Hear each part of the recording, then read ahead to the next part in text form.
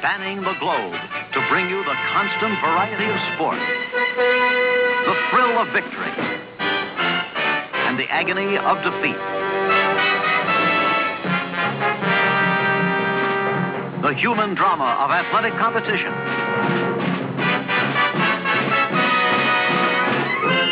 This is Smack Talk.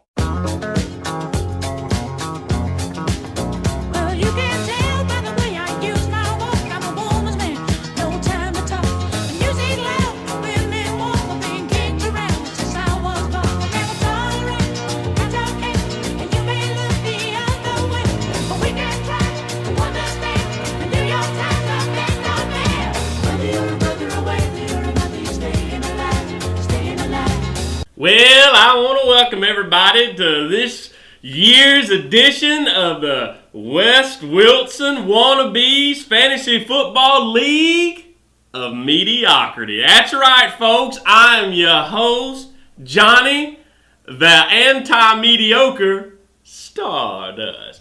Well, let me tell you, let's talk about this league of mediocrity that everybody is supposed to be average. Well, you know, for years, at least since I got into the division, into the league, things have kind of been top-heavy. Well, now that everybody has whined and cried about all the Central Division having all the good players, now we've just had to kind of spread the love a little bit. And so what we have is a league of mediocrity. But let me tell you, there's a few things in this league that never change. You can change your name. You can change the picture on your avatar.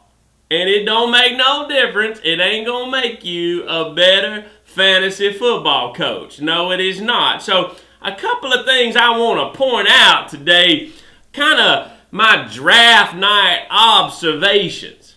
And so as I think about the other Friday night, as I think about all the things that went on, there's a couple things that just never change. So naturally, I'm going to start talking about Coach Donnie. Now, he did not disappoint. I think, based on what Coach Etheridge said, that he is the first person to ever actually draft a player and then that player gets cut from the team.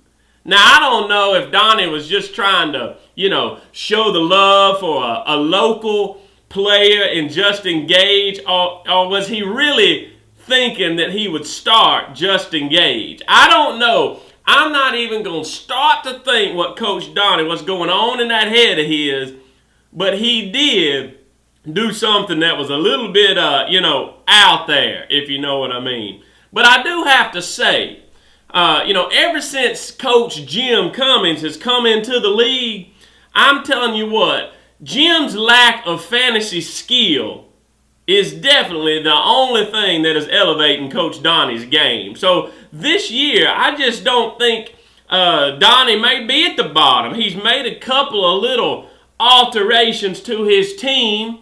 And so this may be the year he actually breaks out of last place or second to last place. I still think Coach Cummings, it don't matter what Jim's doing. I don't know what Jim's doing, but undoubtedly he ain't doing much because he's going to be last again. Speaking of, where we all rank in the way that things rank out is the fact that I kind of did some statistical analysis, and so I've come up with a list that you are going to see shortly on the screen that is my predictions for the 2011 season. So get ready, hold on, grab your chair wherever you are, because here it comes, Johnny Stardust's initial list of where it's going to all shake down at the end of the season. And here it is. Check it out. Yeah, let's talk about these 12 teams. We're going to start at the bottom two, mainly because we already know that Coach Jim is going to stay at the bottom. But this was a surprise to me, the worldwide waivers. They come on real strong last year, but it looks like they haven't helped their causes any. because they're down at the bottom based on my statistical analysis. Now we got the midgets. Now I'm going to tell you something. Coach Davis got a lot on his mind right now. And for him not to show up to a draft, I think is really going to be the end all of his team.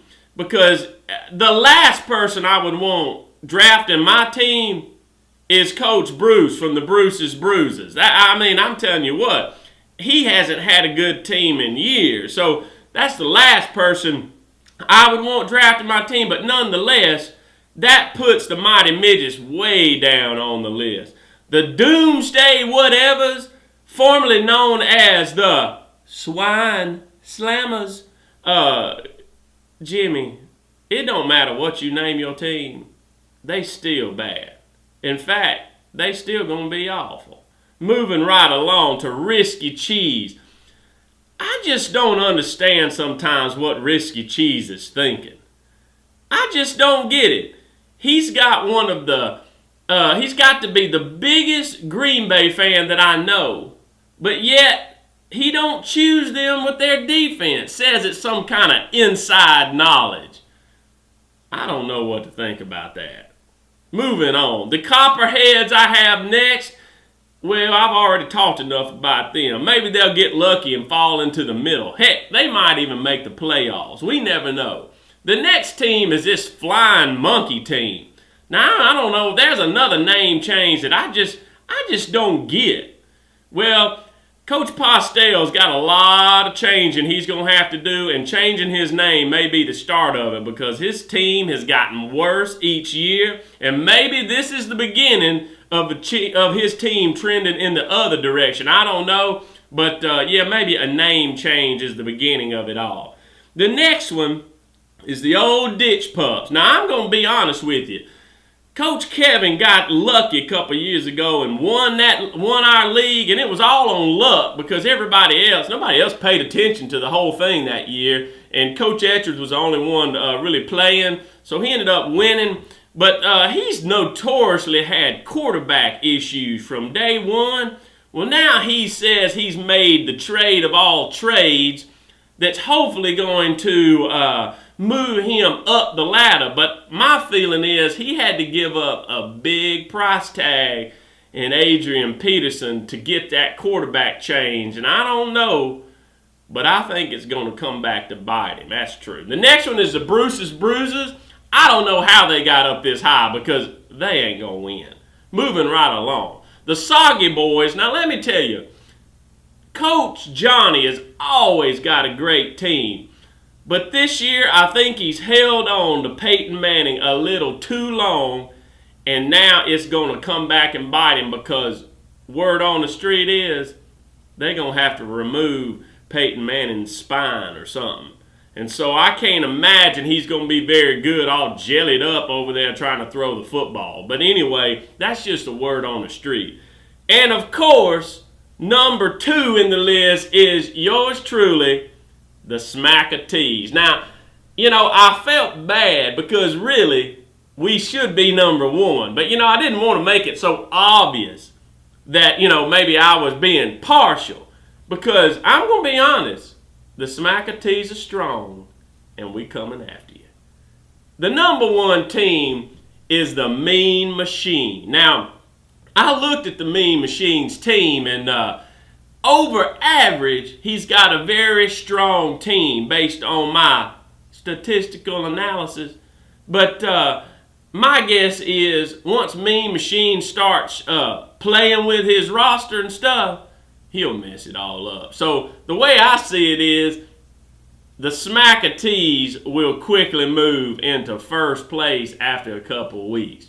Well, there you have it. Now you see my predictions and the way it's going to come out. I don't understand. Why does somebody want to phone me while I'm doing my show? That's all I got to say about that. Let the smack flow.